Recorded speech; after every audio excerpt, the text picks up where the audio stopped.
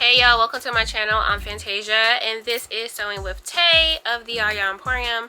First off, I want to start by saying thank y'all because I have been getting tons and tons and tons of subscribers. I'm getting close to 5K. I'm like 40, maybe 450 right now. So I'm looking forward to getting to 5K followers. If you're new here, again, hi, I'm Fantasia. I like to do a bunch of stuff. Maybe I'm a hobbyist. Maybe that's what I should call myself. I don't know. But either way, I like to sew. Been sewing for 15 years.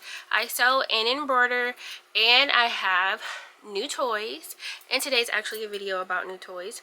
I have a 3D printer. It's a little tiny one, but I bought it for my kids, and I've been learning to do new projects with them. Make sure you check out my most recent video where I 3D printed some earrings. Not these ones, but I 3D printed some earrings. And today's video is about an xTool. And the fun thing about this machine is people know I love to make things. I love to try new things. I love to show you guys things that I'm trying. And someone had an xTool brand new and they were cleaning out their stuff. They wanted to get rid of it. I bought it for almost nothing. And now I'm like, I should learn how to use it. I've had it for almost a year and I couldn't figure out how to use it. I just had a whole bunch of other stuff I was doing, couldn't figure it out. And I'm like, I am a hands-on learner. I like someone to walk it through, ask questions, touch and feel things, and I wasn't really finding that. I'm in Columbus, Ohio, and I wasn't finding what I needed on YouTube. It probably was there. I was probably not patient enough to watch all the videos to find the answer to one specific question I was looking for, which was about settings. But there's an amazing place here in Columbus, Ohio called Synergy Crafts, and they had an xTool. I go there for embroidery, like materials, like stabilizers and things, but I saw that they were now an xTool distributor. So I had bought a piece of wood a year ago, like I'm gonna make some earrings. Well, I couldn't figure it out, so I just didn't do anything with it. And then I was like, I got it, I can do this, I can figure this out. And I kept trying to do it and something was wrong. So I finally called them up like, hey, I need more wood, because I had engraved all over the wood. And I'm like, I need more wood, and if I come in, can you guys show me how to use this? And the guy was amazing. He was like, yeah. So I went into Synergy Craft. They had the xTool F1 Ultra. I only have the xTool F1. Well, they had all of them, but the one that he demoed on was the Ultra. And he talked to me about settings and passing and like power percentages. It was so helpful. I came right home, boom, was able to do my earrings. So I'm going to show you guys how to basically cut the wood, because that's where I was struggling. So stay tuned as I'm going to try to walk you through what I learned. Easiest way to engrave a pair of earrings on the xTool F1 using wood, finished wood. Using finished wood, the tips I learned along the way that made it easier, the things that clicked for me that no one was actually saying in any of the videos that I watched previously. It was like, oh, that makes sense. But no one else had told me this or said this in their YouTube videos. So I said, I'm going to try to walk you guys through the process. So hopefully you guys don't struggle as much as I did and have your xTool sitting for a year like I did. Okay, that's the background. Sorry that was so long. I have an xTool F1, and it's a little guy, but it's in my home studio where I do my sewing and my embroidery. I was concerned about smoke and smoke smell because I don't want to get into my fabric, etc. So I bought the desktop purifier. While the guy at the store told me that he didn't use a purifier or something to pull the smoke for his F1 because he felt like that wasn't that strong, I didn't want to take the chance of my fabrics or anything I was sewing or working on smelling like smoke. So I did purchase the xTool, or the xTool desktop air purifier, just so that I could do this in the house and not worry about my things smelling like smoke. For the times that I have used it, I have not had that issue. So that's up to you in your space, but that's what I bought for me in my space. What else? There's some videos where they talked about protective eye gear. As of right now, I have not used any protective eye gear, but if you feel like you should, you can watch tons of other tutorials where they talk about the safety of the machine. I'm not really cutting anything where the shield isn't down all the way, and just for safety, I try not to make eye contact. I don't run it when I have my children around, just in case, but I have not used safety glasses with this machine. I feel like if I needed it for basic functions, it probably would have came with it. But so far, I have not used any safety glasses. I just closed the thing all the way down and let it go. Anything else? I think that's it. I'm going to tell you the softwares that I use. I use Adobe Illustrator. I'm a lot more versed in Adobe Illustrator than any other vector software. So I'm going to be using Adobe Illustrator. I'm not going to be like walking you through using Adobe Illustrator because this isn't that type of video, but I will tell you what I am doing in Adobe Illustrator so that if you have a, you know, little inkling of what you're doing, you can understand what I did and why.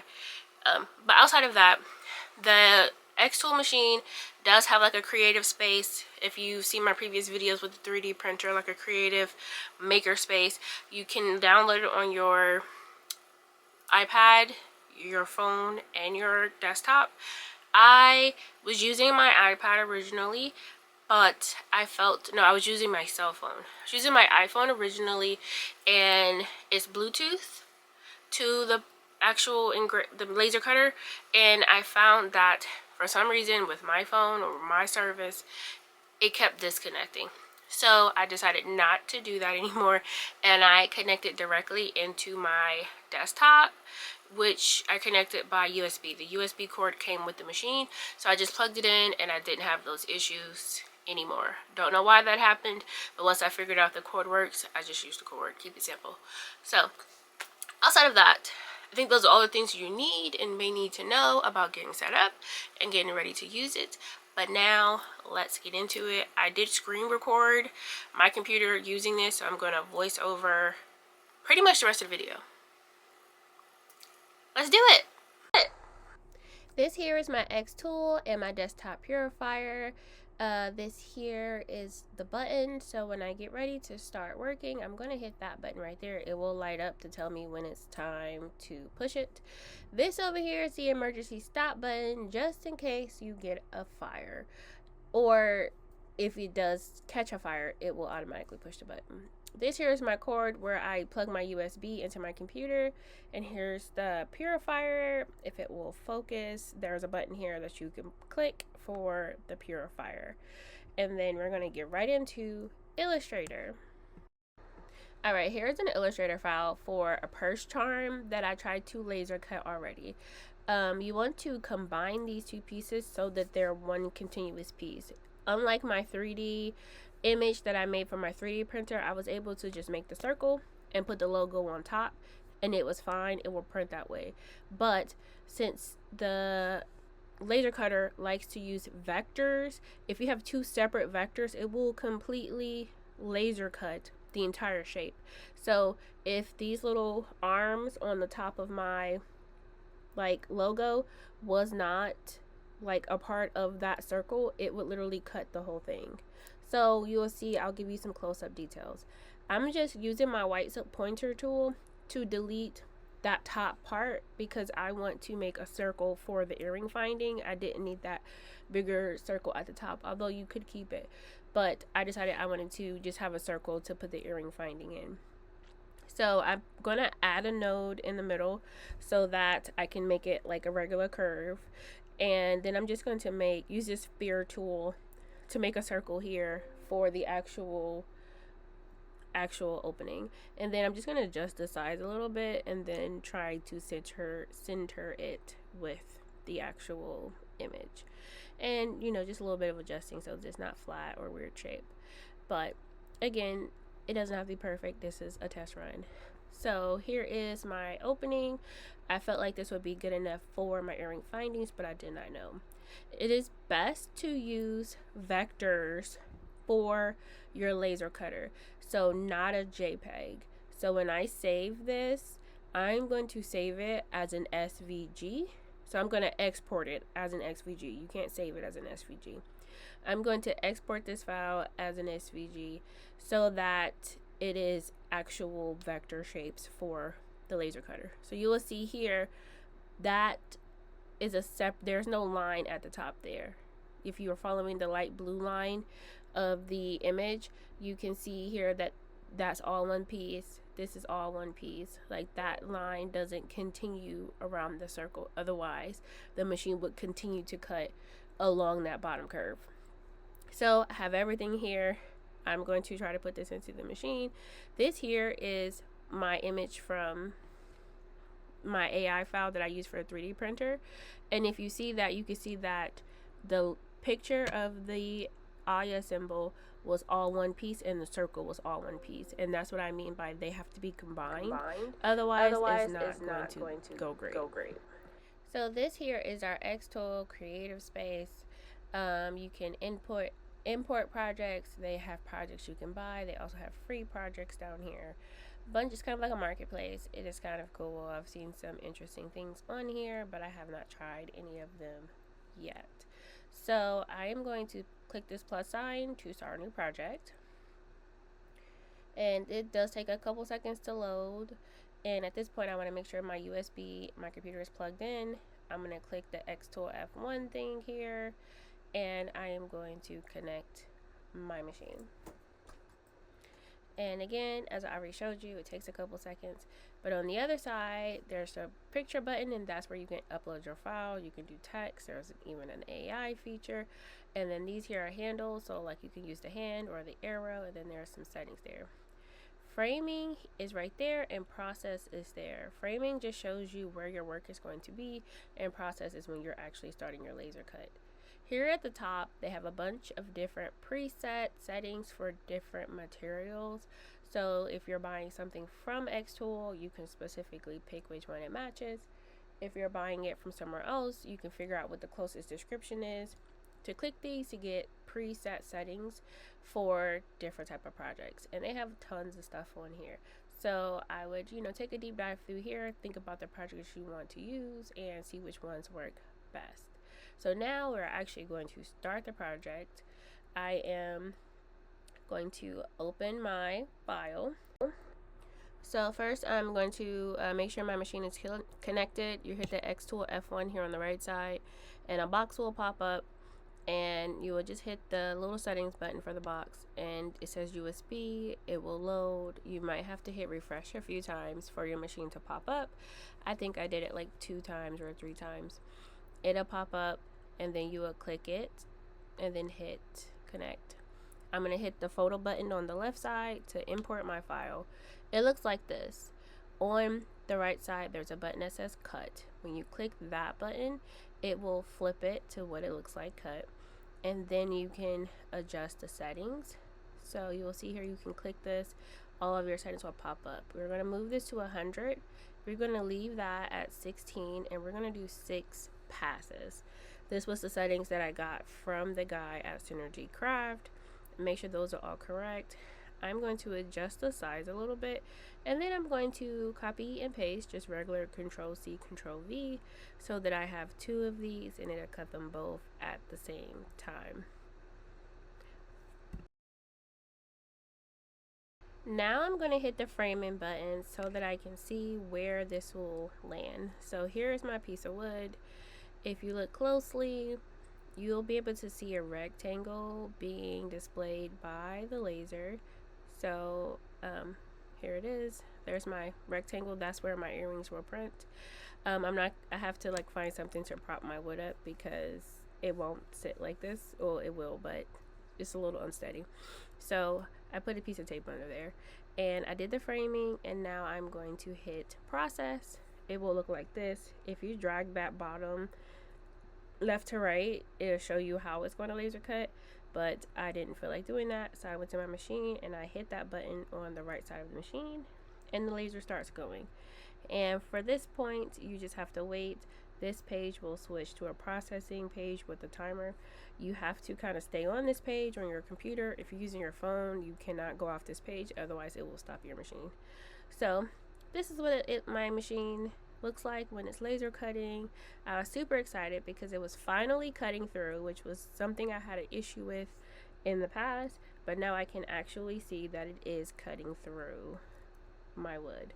And it didn't take very long, which I was also excited about because I didn't want to spend 10 hours doing this. Once it was done, I just picked it up, I removed the wood, and then I was able to pick up the earrings. Most of it fell out. A couple pieces I had to push out, but nothing crazy. This is what it looks like. And they both came out pretty great so far.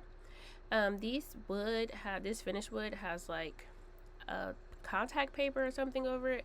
The guy at the store was like, yeah, you can leave it on and make the cleanup easy. And I thought like, oh, okay, that sounds good. But this was a pain to get off these little pieces that were cut out. And I'm like, I probably should have showed him what I was doing, but I didn't.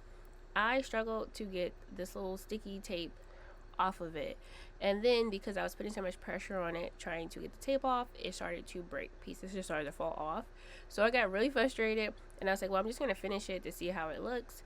But I'm going to try to adjust it to see if I make these thicker, will I still have the same issue. And I also decided that I was going to take the paper off and laser cut it without the paper so I didn't have to go through this again because it was hard to do this. Alright, I am back in Illustrator and I'm going to try to make these top couple of rungs wider and see if that helps avoid the breaking issue that I was having. Here I'm just selecting the dots and dropping them down a couple just to make them thicker to see if this will work. Save it again, it's an SVG file, and then I'm going to go back to my program. So here it is, it's back in xTool again. I'm going to process it again and we'll see if it comes out better. No contact paper. Hopefully it won't break, but as you guys know, if you've seen the beginning of this video, it did break. But I was very optimistic at this point and it went pretty smoothly. This definitely, I don't know why I feel like it looks better, you know, this way than what it did previously, but it's the same. But yeah, it's still very thin. So I'm going to try to see if there's other ways I can do this to prevent it from breaking or cracking so easily. So those are the current earrings. Now I have to add the earring findings, and this was very hard and I had no idea what I was doing, and I ended up breaking the earrings again while trying to put on this like earring findings. And I just bought this again at the dollar store, so there's probably better quality ones and probably easier ways to do this, but I thought, oh, I can do this, and yeah, both of them broke. So hopefully I can figure out an easier way to put these on. But yeah, that pretty much is my earrings. I was able to get them in my ears to look halfway presentable, but that was all right. Here is my earring. I'm still working on getting these like little findings together. I'm going to say that this wood is fragile, so I might try this again with an acrylic, but I really wanted a wood earring. Thank you all so much for watching my videos. I'm going to go back to my friends over at Synergy Craft and pick his brain a little bit more to see if there's like a heavier wood that would cause it not to break, knowing what I'm trying to print. If you see here, like this one even broke again after I did make it bigger and I made the overall size bigger and I tried to make those sections wider, it still broke again. This will probably definitely work in acrylic, but I really wanted a wood earring. I have some wood earrings of a different engraver, so I really wanted to make this one specifically because it is my logo.